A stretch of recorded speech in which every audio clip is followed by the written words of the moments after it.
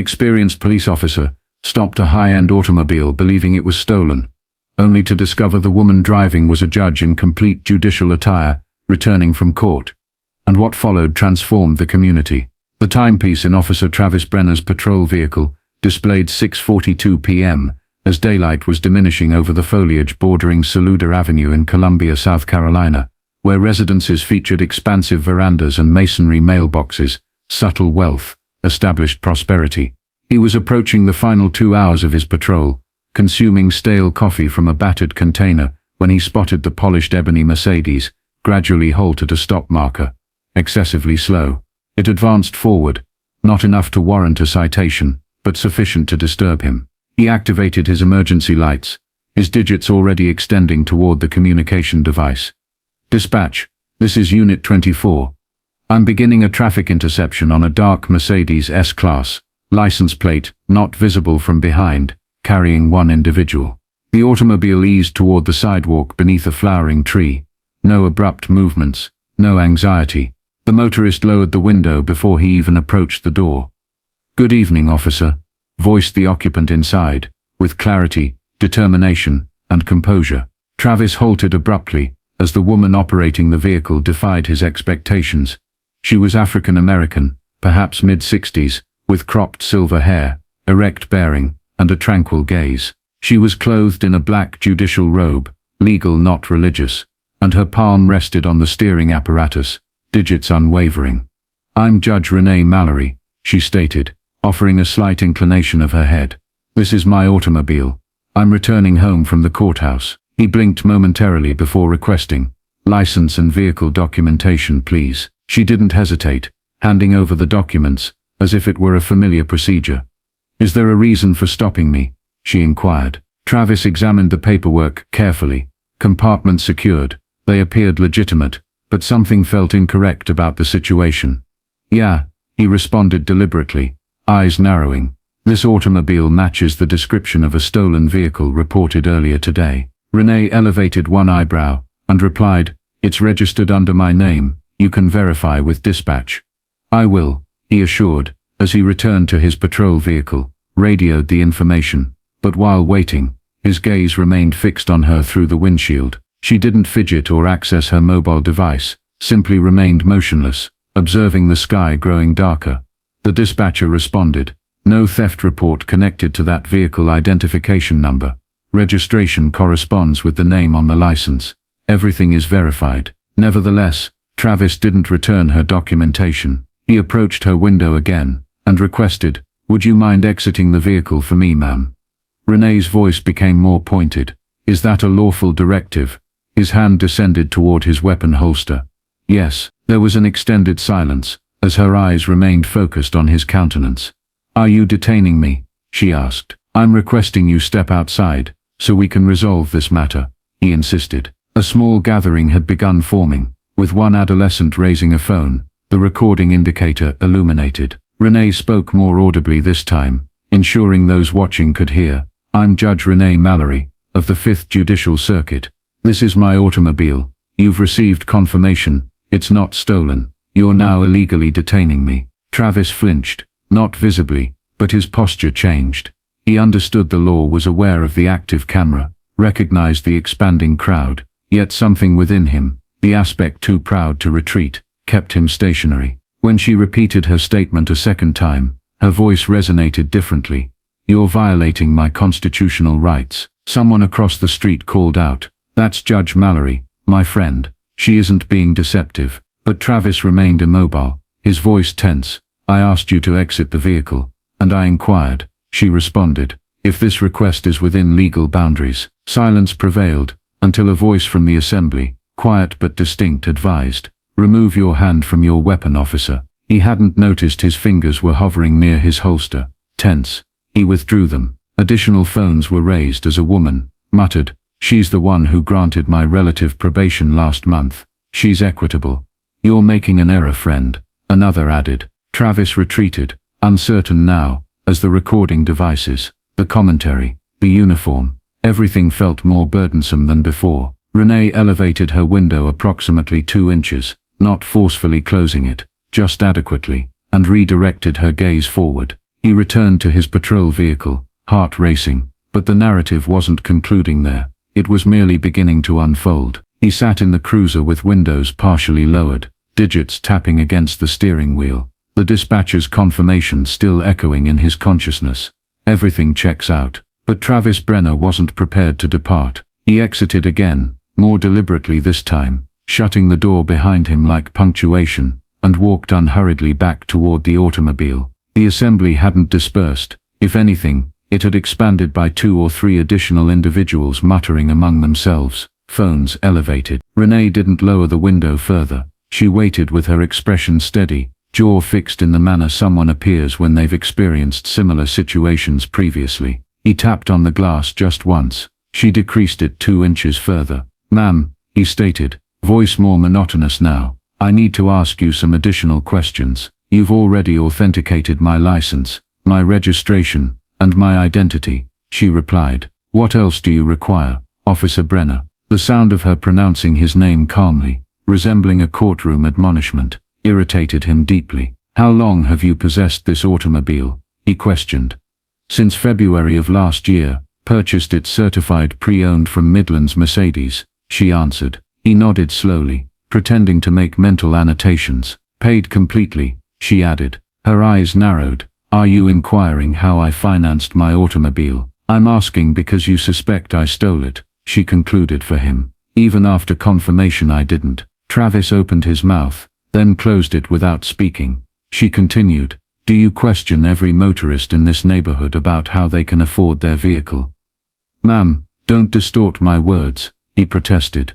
"I don't need to." "They twist themselves," she countered. There it was, the verbal transition. She was no longer explaining but challenging. Yet she never elevated her voice. Someone behind them murmured, "He better retreat." Travis heard it, pretended not to, but it intensified the pressure, as did the recording indicator on the phone across the street, still flashing. Renee gazed out the window, then back at him. "Do you know how many hours I've dedicated this week to courtrooms, mediating conflicts, signing warrants, deciding on bail hearings? You believe after all that I finish my workday and decide to steal a Mercedes from Divine Street?" He felt diminished, yet still inquired, "Is this your only automobile?" Renee rested her head against the window frame. "That's the 4th instance you've implied. I shouldn't be operating this vehicle.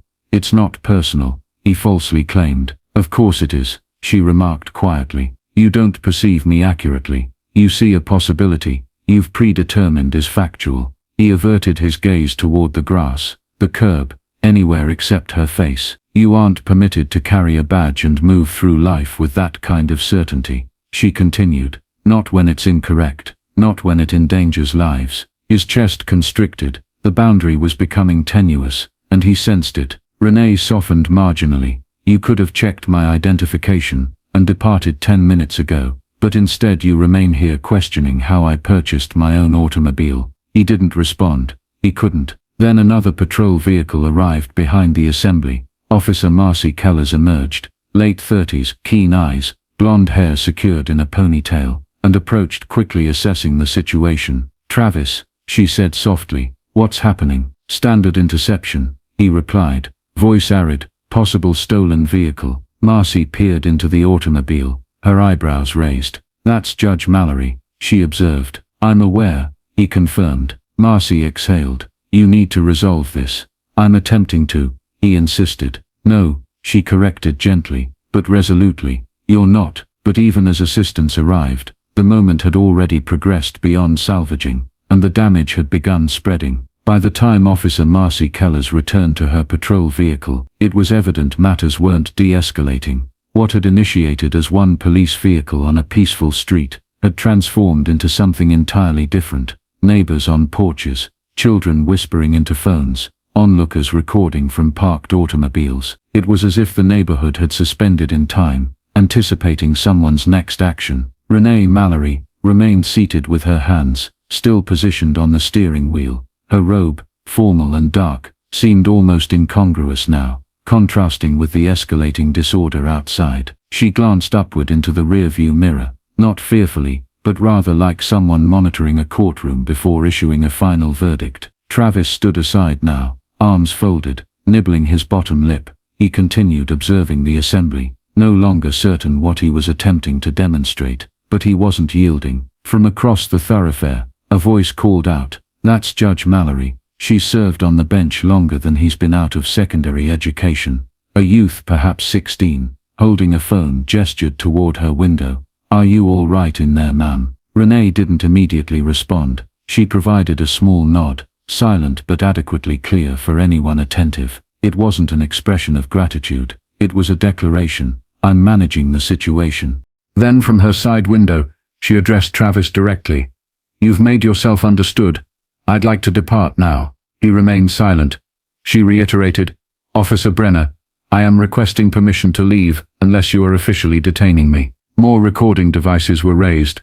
Marcy looked between them and Travis. "You need to allow her to go. She might have exchanged license plates," Travis suggested quietly, primarily to himself. Marcy's eyes constricted. "You're overreaching." "I'm simply performing my duty," he defended. "No, you're refusing to concede," she corrected. Renee lowered the window another inch. "Officer Kellers," she said, "I believe you're acquainted with me." Marcy nodded affirmatively. "Yes, ma'am." "Then I trust you comprehend how many layers of impropriety this is developing into," Renee continued. Marcy nodded again, more gradually this time. She advanced, gently leaned toward the automobile. "Judge, I'd recommend you remain in the vehicle just a few more minutes while we resolve this matter." Renee didn't recoil. "You mean while you persuade him to back down?" "I mean," Marcy clarified cautiously, "while I prevent this from evolving into something inappropriate." The street was now bordered with more than 24 individuals. Someone had initiated live streaming. The chat comments proliferated in real time. "This is occurring right now in Colombia. She's a judge. Why is he still detaining her? That second officer appears as if she wishes to vanish." Renee opened her glove compartment deliberately, extracted a second identification, her judicial credential, and displayed it through the window. Marcy scrutinized it, then turned toward Travis. "She's authorized to proceed. Everything authenticates, including this," she stated, showing the credential. "We're going to permit her to depart." Travis didn't respond. His arms were crossed more tightly now, jaw set, sensing something unraveling, but unable to articulate what. His radio emitted static, but he disregarded it. "Travis," Marcy repeated, voice resolute, "you're finished here." But he didn't retreat, so Renee executed something unexpected. She deactivated the engine, and then silently exited the automobile. The assembly gasped slightly, uncertain. She stood tall, robe flowing around her, maintaining her hands at her sides. "Is this what's necessary?" she asked, eyes scanning the thoroughfare, for an African-American woman to be acknowledged. People lowered their phones gradually. The silence that ensued wasn't tranquility. It was pressure, heavy and intensifying. Travis's hand drifted near his belt again. Marcy's voice fractured across the atmosphere. "Don't." He froze. Renee confronted him directly. "You aren't the law. The law is documented. It's examined. It's upheld by individuals who've earned the privilege to interpret it. You enforce it, but only if you remember its significance." But this wasn't the conclusion of the confrontation. It was merely the point where the world started observing. Officer Brenner couldn't detect much anymore. His ears were resonating, not from noise but from pressure. His eyes shifting from face to face in the crowd, noticing smirks, phones, crossed arms. No additional support from the department had arrived. No superior. Just Marcy's eyes upon him like a spotlight, and Judge Mallory standing composed, dignified, exposing everything flawed with his handling of this interception. Still, part of him wanted to intensify.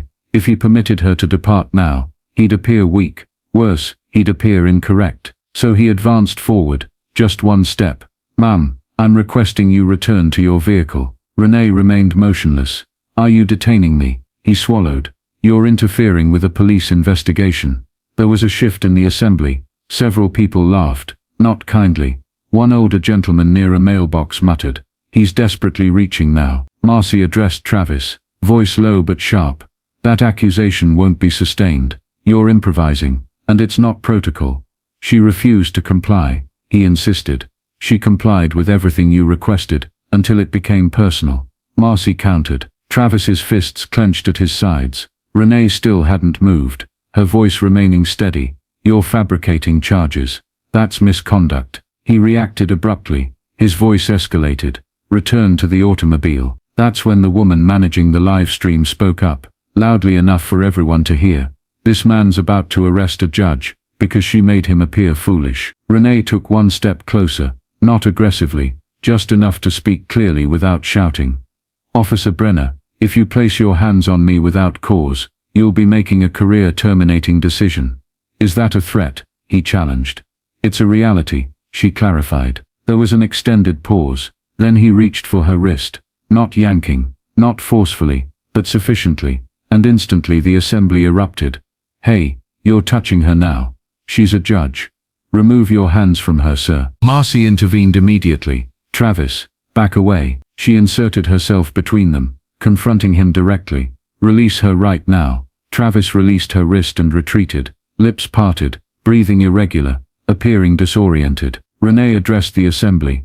I will be submitting a formal complaint. I will be requesting the complete release of all body camera footage, dashboard camera recordings, and I strongly advise anyone filming tonight, preserve their video. People cheered, not boisterously, not wildly, just sufficiently to alleviate the tension. Travis attempted to reorganize, but it was too late. The assembly had shifted allegiance, and Marcy wasn't standing beside him anymore. She was standing beside Renee.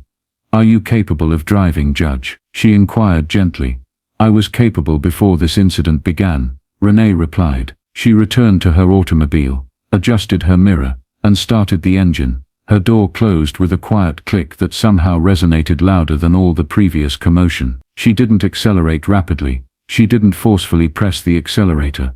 She pulled away at a moderate pace, her taillights disappearing down the thoroughfare. Travis remained standing, hands on his hips, uncertain about his next action. Marcy finally broke the silence.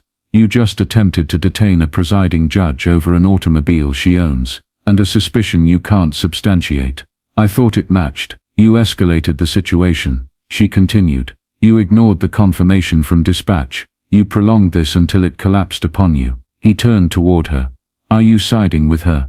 I'm siding with the law. You didn't adhere to it, she responded. He looked away, chewing the inside of his cheek. Someone across the street shouted, better prepare for the legal action. And just like that, the tension transitioned from heat to anticipation. But the evening wasn't over, not for the department, not for Travis, and certainly not for Judge Mallory. By sunrise, it was everywhere.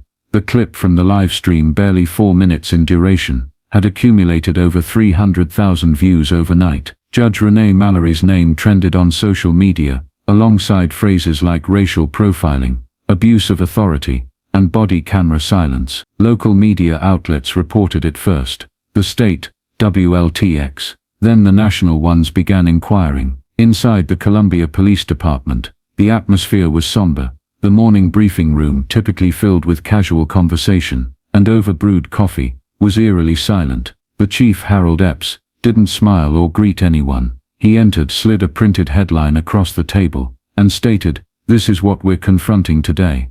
It read, South Carolina, judge wrongfully targeted in traffic stop. Was her robe the actual threat? Travis Brenner sat in the corner, attempting not to shift uncomfortably in his seat. Everyone was aware. Nobody mentioned it, but gazes lingered longer than appropriate, and not just on him. On Marcy too, the one who intervened, the one who didn't support him. Epps looked at Travis. You submitted your incident report. Yes, sir. I reviewed it. Doesn't correspond with what's recorded on camera. Travis didn't respond. We're initiating an internal investigation. You're on administrative leave effective immediately. Silence followed. Then a small voice asked, with compensation. Epps nodded. Standard procedure. But don't mistake that for endorsement. Across town, Judge Mallory sat in her kitchen, robe exchanged for a simple t-shirt and comfortable pants, sipping black coffee that had long grown cold. Her phone vibrated constantly. Friends, clerks, reporters, colleagues. She responded to none of them. Instead, she scrolled through the video, observed her expression from an external perspective, watched the assembly, the change in the officer's posture, the moment his fingers contacted her wrist. It didn't surprise her, but it still wounded her deeply, not because it occurred but because she'd always recognized it could. She gazed at the framed photograph on her refrigerator.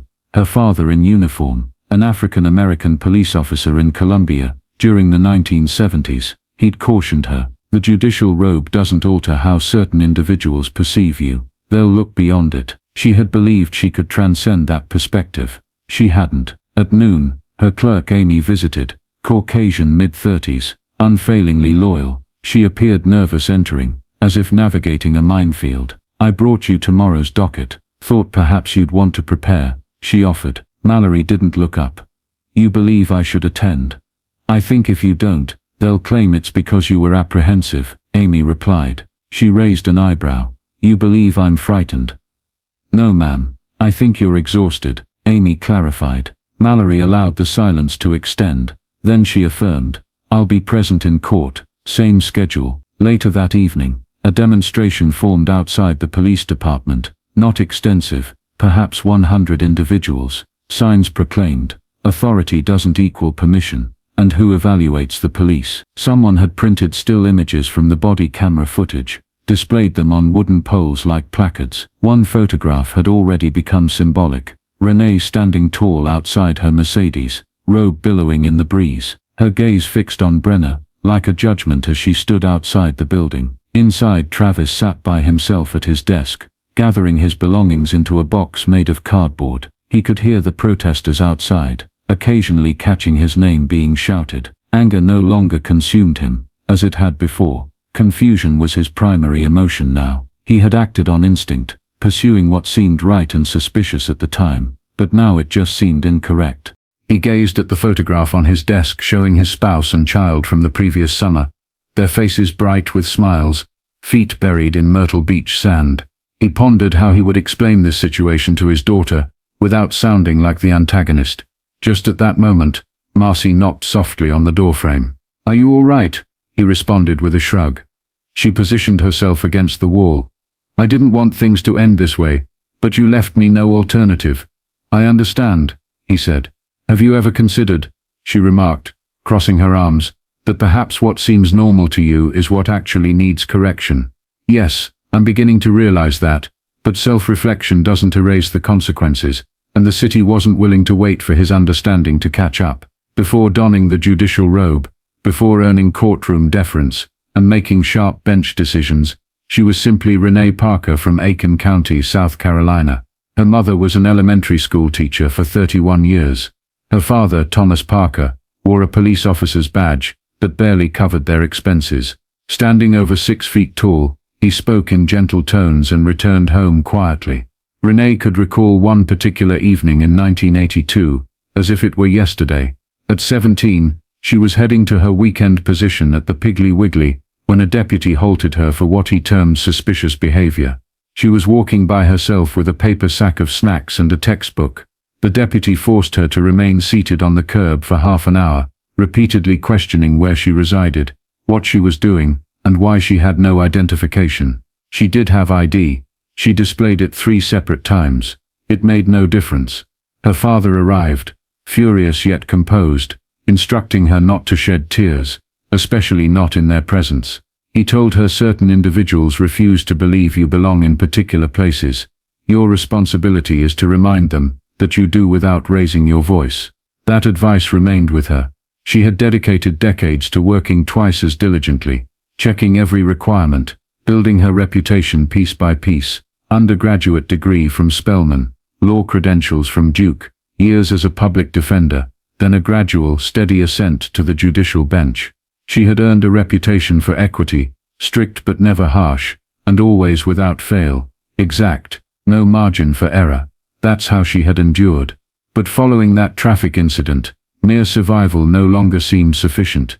She contemplated this as she observed the city transform around her.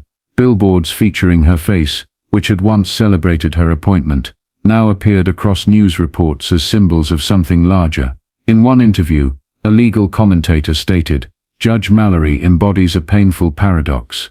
She represents the law yet remains subject to its selective enforcement." At a coffee establishment near 5 Points, 2 students debated at a table in the back. One, a white political science major, claimed Brenner had certainly made a mistake, but that didn't make him a bad police officer. The other, a black sociology graduate student, contended it wasn't about Brenner specifically, but about a system where a judge could be mistaken for a suspect simply by sitting in her own vehicle.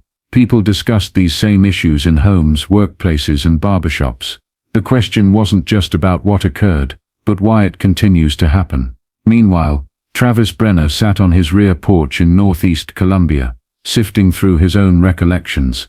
He wasn't raised to be an intimidator. His father worked as a firefighter. His mother was a nurse. He didn't grow up harboring hatred toward anyone, but he had been raised hearing certain phrases like "don't lower your guard in particular neighborhoods," and "people will deceive you before you even pose a question," and "caution is preferable to regret."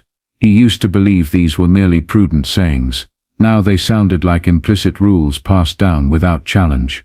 He reflected on his police academy training, the exercises, the lectures, the emphasis on compliance, but not once had anyone addressed what it meant to be incorrect. He recalled Mallory's expression when she said, "You don't see me." He hadn't, not then. He saw a possibility, a stereotype, and his badge made acting on that feel acceptable. Now he wasn't certain what authority the badge granted him anymore. He glanced at the table beside him. Mallory's testimony in court was scheduled in 2 days. Though his attendance wasn't required, he considered that perhaps he should go. But public consequences differ from private reckonings, and both were approaching rapidly. The hearing took place in a modest municipal structure on Hardin Street, not distant from where everything began. No marble pillars, no press barrier, just a small chamber with rigid chairs, water containers, and cameras packed tightly together. Judge Mallory occupied her seat at the table with her typical posture, erect, controlled, hands folded, not as the judge today, but as a witness.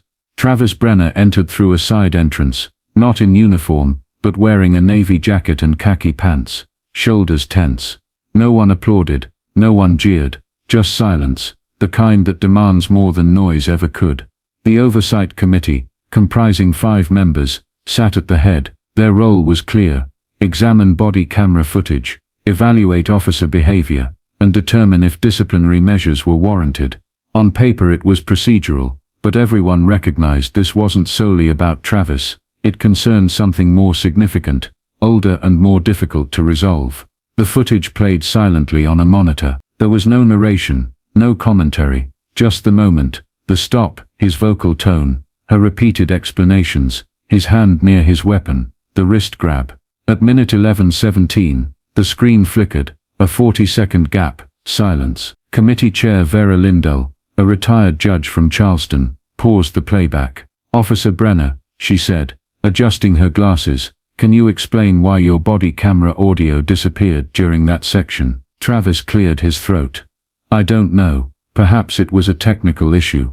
Are you aware that your department records show your hand touched the mute switch at that exact moment?" He hesitated before answering. "Yes." Vera leaned forward. "So the recording goes silent precisely when the situation intensified. That's either extremely convenient or extremely concerning." Travis looked downward. Renee remained seated without expression, not smug, not angry, just observing. Later, when invited to speak, her voice remained steady. She recounted the events again, not to defend herself but to remind those present that trust isn't merely about regulations, it's about restraint, judgment, respect. "Every day," she stated, "I sit behind a bench and decide if someone deserves clemency or punishment, if they're dangerous, if they're dishonest, and I do so knowing the system is already unbalanced in ways many people refuse to acknowledge." That night, it tilted again, and I had to bear it, despite having done nothing wrong. She glanced briefly toward Travis, then back to the committee. "The uniform doesn't confer the right to disregard facts. It bestows the responsibility to honor them." Outside, several dozen individuals gathered behind barricades, awaiting news. Reporters circled, signs waved.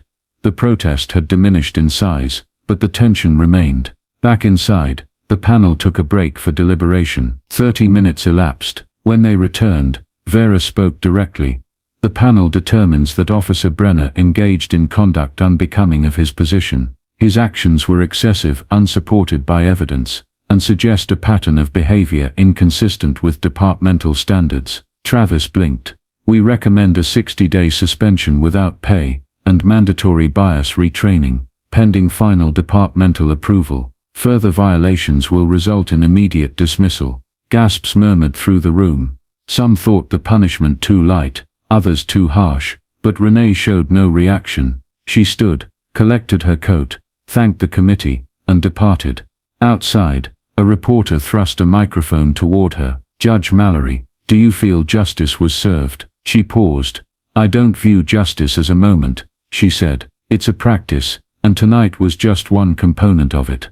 Across the street, Travis stood alone beneath a tree, watching the cars pass by. His suspension would commence the following day. No badge, no firearm, just time. Time to reflect on how quickly authority transforms into harm, if you don't monitor yourself. Marcy joined him a few minutes later. "Are you okay?" she asked. He didn't answer immediately. "I don't think I'm supposed to be okay. I think I'm supposed to be truthful." She nodded slowly. "Then perhaps you're finally beginning, but honesty is merely the first step. What follows is what defines you." The next morning, Renee sat by herself in her chambers at the Richland County Courthouse. Sunlight streamed across the floor, warming the edge of her desk. She had arrived an hour earlier than usual, not to prepare for a heavy caseload, but to sit, to think, to breathe. Letters lay on her desk, some handwritten, some typed, notes from strangers, a thank you card from a law student, an email from a retired judge in Ohio. Words like grace, strength and clarity appeared more frequently than she could count, but those weren't the words that lingered with her. It was a handwritten sentence at the bottom of a folded envelope from someone unfamiliar. "You reminded me that maintaining composure doesn't mean remaining silent." She read it twice, then a third time. At 9 a.m., the courtroom door opened. First case of the day, a probation review. A teenage boy, 16, maybe 17, entered with his public defender. His shirt was tucked in too tightly, as if someone had told him to appear respectable. Renee recognized the nervous shuffle, the rigid stance. She'd observed it for decades. This was the aspect of her job most people didn't witness, deciding with limited information whether someone needed another opportunity or needed the system's intervention. She reviewed the file: school suspension, minor theft, no prior record, a single-parent household. His voice cracked when answering her questions, but he maintained eye contact. That mattered. She glanced over at his mother, who sat wringing her hands with the determination of someone accustomed to praying through courtroom proceedings. Renee reclined in her chair. "Tell me something," she said softly, but clearly. "Do you understand why you're standing here today?" The boy nodded. "Because I made a mistake." "True," she replied, "but that's not the complete answer. You're standing here because you were caught. The real question is whether you comprehend the kind of man you're becoming." He looked down, then up again. "I don't want to return to this room." "I believe that," she said, "but belief isn't sufficient." She paused, then closed the folder. "I'm continuing your probation without extension. No jail time, but next time there won't be another conversation. Understood?" "Yes, ma'am." She tapped the gavel once, quickly and quietly. Case closed. The boy's shoulders relaxed in relief. His mother exhaled deeply, and for a moment the courtroom wasn't oppressive, just still. After court, Renee walked to her vehicle. Same Mercedes, same parking spot. She sat behind the wheel and stared at the rearview mirror, thinking about how that mirror had once reflected flashing lights, suspicion, and a badge that didn't care who she was, and how swiftly power could move in the wrong direction when gripped by the wrong hands. But the lesson wasn't exclusively for Officer Brenner. It was for everyone, for every child who believes the robe means protection, for every officer who thinks the badge means permission, for every system that believes neutrality is sufficient. As she drove out of the parking area, she noticed a small group of high school students walking along the sidewalk, carrying clipboards. One stopped, looked up, and waved at her. "Judge Mallory," he called out. "We watched your video in class." She smiled gently. "Good or bad?" "Both," he shouted. "But it made us talk." And that, she thought, was something. Across town, Travis sat in his kitchen, gazing at a blank notepad. The top read, "Bias Reflection Assignment." He was required to write 500 words on how his assumptions influenced the traffic stop. He had written 3 times, and discarded each attempt. But this time, he wrote one sentence first.